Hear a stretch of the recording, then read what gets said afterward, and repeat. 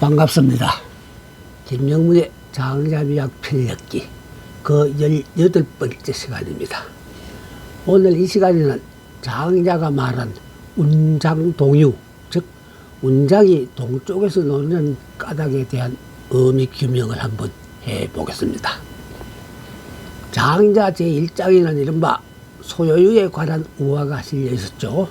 물론 장자가 창안한 그 소요유의 개념은 장자사상 전체를 관통하는 주제가 되기도 합니다만, 쉬운 말로 해서 별다른 목적 없이 자유자재로 놓이는 모습이 곧 소요유가 되겠는데, 장자는 최상의 쾌락이 되는 지락이 거기에 있고, 그러한 소요유의 경지에서 놀릴 수 있는 사람이 바로 진이라 했던 것입니다. 그렇다면 그러한 소요유의 사상은 과연 어떠한 미학적 개념으로 해석될 수가 있을까요? 우리는 지금 장자 사상을 미학적 관점에서 탐구하고 있으니 당연히 그러한 질문을 던져봐야 하지 않겠습니까? 우선 미학과 자유에 관한 서구 미학자들의 견해를 참고해 보기로 하십시다.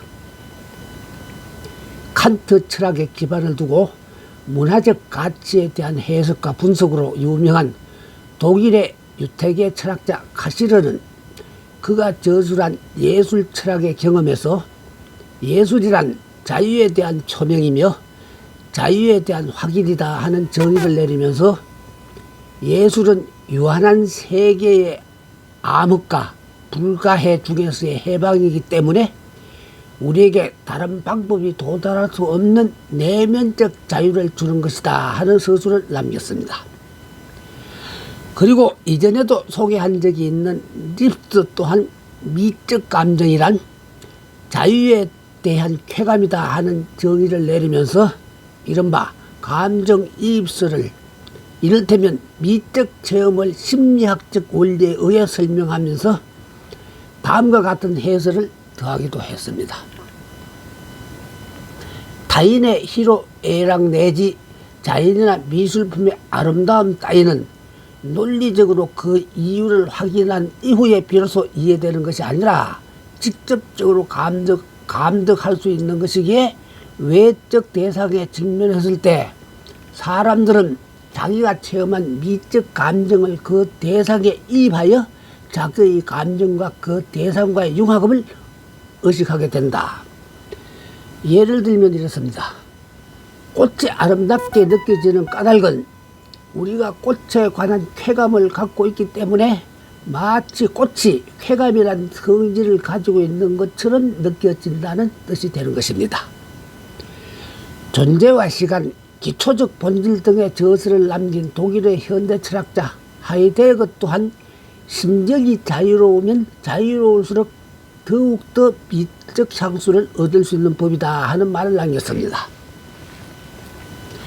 변정법을 기초로 그리스 정신과 기독교와의 종합을 뜻하는 관념론적 형이상학을 수립했던 헤겔 역시 그의 저서 미학 강의에서 우선 사람의 존재를 가리켜 제한당하고 유한적 성격을 지닌 존재라 밝히고 있습니다.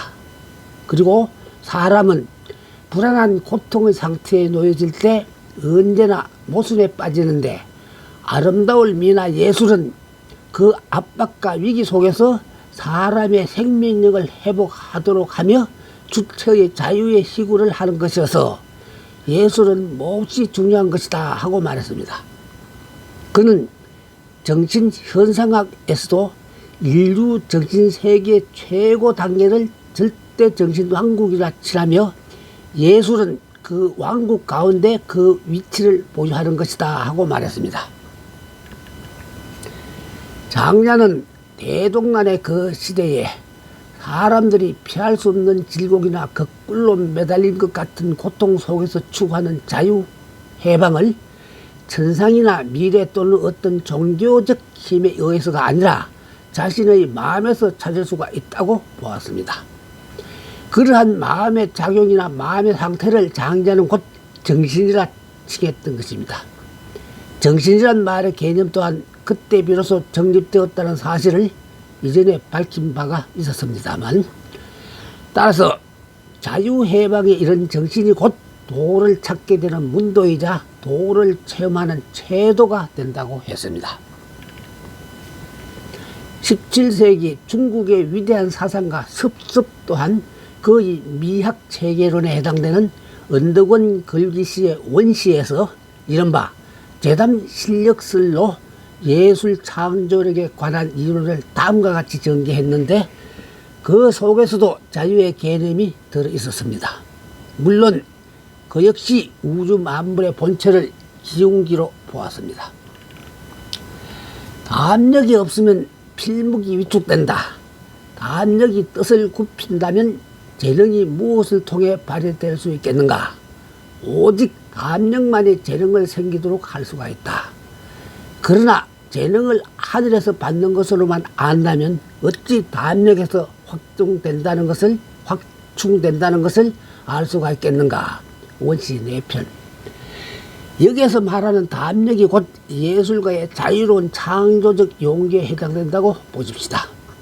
예술가에게 만약 자유로운 창조적 용기가 결핍된다면 말하고자 하여도 말을 할 수가 없고 또는 말을 할 수 있어도 감히 말하지 못하고 가볍고 미미한 잣대에 머물러 옛 사람들의 뜻에 부합하지 않을 것을 겁내고 또한 그 시대 주위 사람들로부터 비웃음을 당할까봐 겁내는 것이 마치 사흘 뗀 신부가 실례할까 봐서 겁내고 절름발이가 산에 올라가면서 실족할까 봐서 겁내는 것과 같을 테니 그래서 어떻게 충분히 자신의 창조적 재능을 발휘할 수 있겠느냐 하는 말을 했던 것입니다.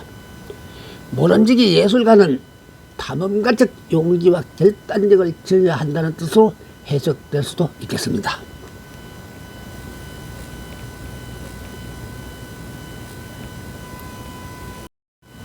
그렇다면 예술가의 자유로운 창조적 용기는 과연 어디서 오는 것일까요? 이 문제에 대해 습습은 첫 번째로 예술가 스스로의 자유로운 창조적 용기를 들고 있으며 두 번째로 주관적 견해만이 아니고 단순히 이해덕실의 고리를 초월하는 것만이 능사가 아니라 객관 현실에 대한 독립적 사고와 정확한 인식이 전제되고 있음을 강조하려 들었습니다. 그런 다음 최후로는 진실성이라는 요구에 도달해야 한다 하는 말을 드렸습니다. 장자는 소요유에서 정신적인 자유해방감을 논류라는 글자로 상징하면서 제유편을 통해 소요유의 면모와 성격을 다음과 같이 묘사하기도 했었습니다. 구름의 주신인 운장이 동유, 즉 동쪽으로 가며 놀다가 부요를 지나면서 자연의 오기인 홍몽을 만났다. 홍몽은 마침 배를 어루만지면서 참새처럼 뛰어놀고 있었다. 운장이 이를 보고 갑자기 멈추어 우두커니 서서 노인은 어떤 분이십니까? 노인은 무엇을 하고 계십니까? 하고 물었다. 홍몽이 놀고 있다 하는 대답을 했다. 운장이 무엇을 좀 묻고자 합니다 하는 말을 했다. 홍몽은 고개를 들어 운장을 쳐다보면서 아하 하고 감탄만 할 뿐이었다.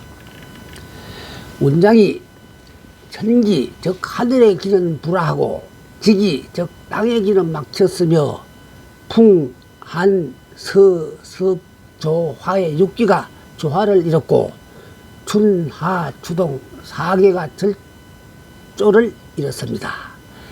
지금 저는 6기의 정수를 부합시켜 무리의 생명을 기르고자 하니 어떻게 하면 되겠습니까? 하고 물었다. 홍몽은 놀기를 그치지도 않은 채 나는 모르오 하는 대답만 했다. 운장은 더 이상 묻지 못했다. 3년 후에 운장이 다시 동요하면서 송나라 들판을 지나다가 또 이전에 그 홍몽을 만나게 되어서 재배를 하고 머리를 조아려 홍몽에게 듣기를 원하였다. 홍몽은 나는 물에 떠돌듯 노릴 뿐 구할 바를 모르고 미친 듯 노릴 뿐 갈 곳을 모른다. 노리는 자는 스스로 만족하고 태초의 무망 즉 망령됨이 없음을 바라볼 뿐인 것을 내 어찌 다시 무엇을 알겠느냐 하고 말했다. 문장이 주임 또한 스스로 mik지광이처럼 했으나 오히려 백성들은 내가 가는 곳을 따르고자 합니다. 이제부터 백성들이 흩어지도록 한마디 듣기를 원합니다 하는 간청을 했다. 홍몽이 자연의 상도를 어지럽히고 사물의 본성을 거스르면 천도는 이루어지지 않는다.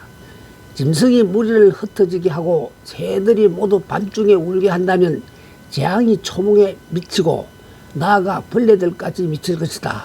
오, 이는 사람을 다스리는 잘못이다 하는 대답을 했다.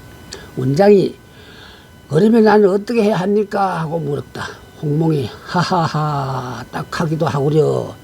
후를 털고 되돌아가면 될 것을 하고 말했다. 외편 제유. 운장의 동유라는 이 우화는 한마디로 소유의 모습을 유해로 풀이한 내용이 됩니다. 유희는 당장 얻고 있는 쾌감과 만족 이외에 또 다른 목적을 노릴 것이 없습니다. 만약 무슨 목적을 지닌 유희라고 한다면 그것은 자기가 되며 자기에는 자유로운 정신이 놓을 수 있는 여지가 없게 되는 것입니다. 홍몽은 운장의 목적성이 있는 큰 질문에 단지 나는 모른다 하는 대답으로 일관하다가 딱하다 후를 털고 되돌아가면 그뿐일 것을 하는 대답을 던짐으로써 운장이 백성을 다스리네 어쩌네 하는 따위의 너절한 자기를 향해 노골적인 조소를 머금고 있는 것입니다.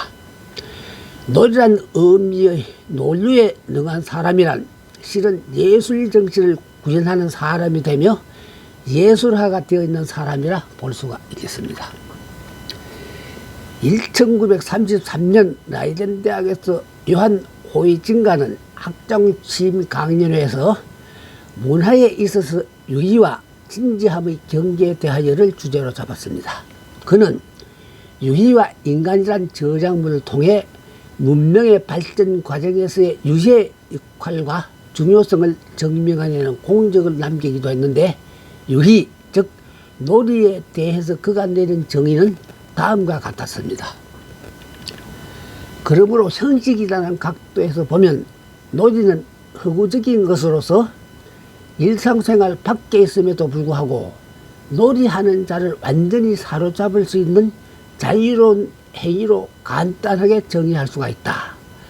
그것은 어떠한 물질적 이익도 효용도 없는 행위로서 명확하게 한정된 시간과 공간 속에서 행해지며 주어진 규칙에 따라 질서정연하게 진행되는데 기꺼이 자신을 신비로 둘러싸거나 아니면 가장을 통해 평상시의 세계와는 무관하다는 것을 강조하는 집단관계를 생활 속에 생기게 한다.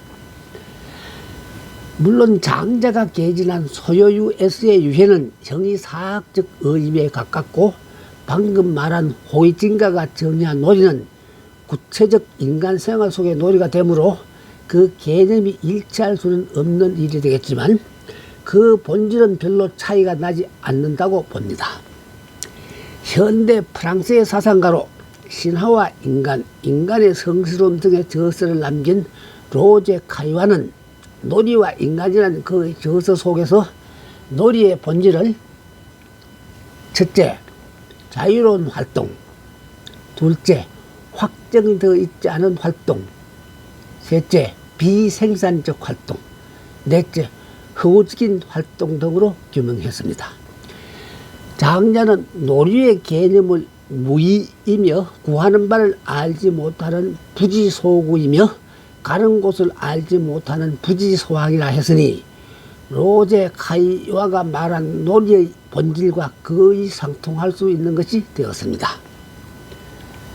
노자한테서는 그 단서조차 찾아볼 수가 없는 놀이, 즉 유라는 이 개념은 장자가 상정한 독창적이면서도 유일한 가치관에 속했습니다. 장자가 추구한 자유정신은 여기에 나오는 유해와 더불어 쓸모없음에 해당되는 무용과도 관련을 맺고 있었습니다. 이쯤에서 잠시 예술의 기원설에 관심을 기울여 볼 필요가 있을 것 같습니다. 예술의 기원설에 대해서도 여러 가지 측면에서 그 규명이 가능하겠지만 최근에는 대개 첫째 심리학적 기원설과 둘째 발생학적 기원설과 셋째 원시 종합 예술설 등으로 나누어 보는 경향이 있습니다.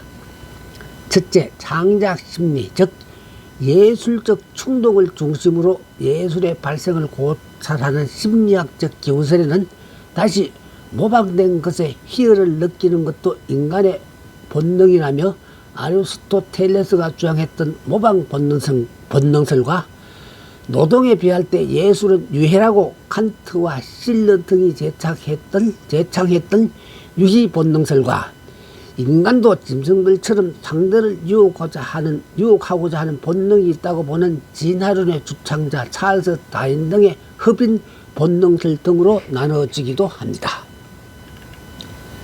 둘째, 고고학과 인류학적 입장에서 히인과 그로제 등이 주장한 발생학적 기원설은 노동요나 군가 등에서 그 예를 찾아볼 수가 있듯이 예술이란 실제 생활의 필요성에서 발생했다는 이론입니다. 셋째, 오늘날 대다수 학자들은 예술의 기운을 민요, 무용, 발라드, 댄스, 즉 원시 종교 형태에서 찾고자 합니다. 특히 드라마는 고대 그리스극의 출발이 포도의 신인 디오니소스를 기리는 축제에서 비롯되었다며 원시 종교 형태에서 그 시원을 잡으려 들었습니다. 어쨌거나 예술의 속성 속에 유희적 본성이 잠재져 있다 하는 것만은 틀림이 없는 사실이며 그것은 장자의 소유가 가리키는 위선과 동질의 개념임이 되기도 했습니다.